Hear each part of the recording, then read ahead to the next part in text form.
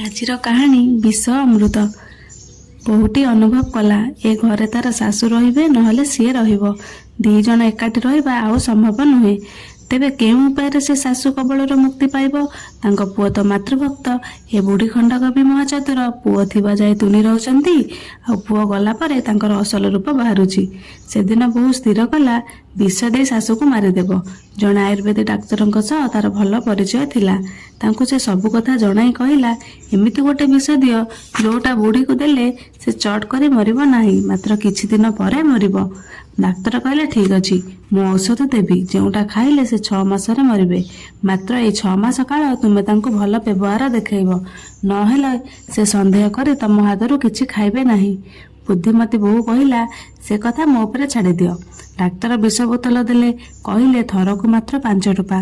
ପରଦିନ ସକାଳେ ପୁଅ ବାହାରି ଗଲା ପରେ ବୋହୂ ଶାଶୁଙ୍କ ପାଖକୁ ଯାଇ ତାଙ୍କୁ ବହୁତ ଆଦର କଲା, ଭଲ ମନ୍ଦ ପଚାରିଲା, ଗୋଡ଼ ହାତ ଆଉଁସି ଦେଲା। ତାର ବ୍ୟବହାର ଦେଖି ଶାଶୁଙ୍କ ଆଖିରେ ଲୁହ ଆସିଗଲା।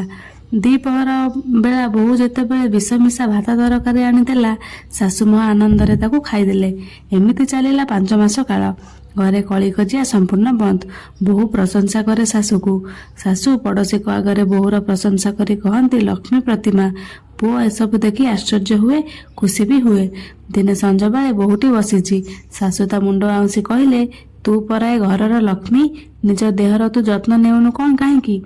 ସେଦିନ ରାତିରେ ବୋହୂର ଅନୁଭବ ହେଲା ଯେ ତାର ଶାଶୁ ପ୍ରକୃତରେ ଜଣେ ସ୍ନେହୀ ମଣିଷ।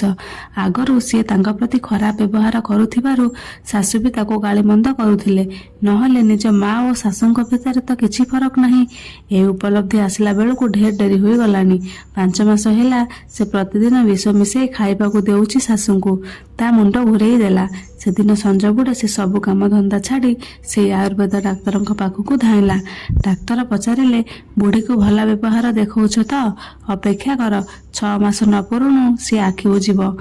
ବୋହୂଟି କାନ୍ଦ କାନ୍ଦ ହୋଇ କହିଲା, ମୋର ବଡ଼ ଭୁଲ ହୋଇଛି।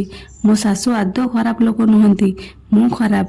ଆଚ୍ଛା, କିଛି ସଞ୍ଜୀବନୀ ଔଷଧ ନାହିଁ ଯେଉଁଟା ଖୁଆଇଲେ ଶାଶୁ ବଞ୍ଚିଯାଆନ୍ତେ, ମରନ୍ତେ ନାହିଁ? ଆୟୁର୍ବେଦ ଡାକ୍ତର ବୋହୂଟିର ମୁହଁକୁ ଚାହିଁ ହସିଦେଲେ। ବୋହୂ ଆଶ୍ଚର୍ଯ୍ୟ ହେଲା।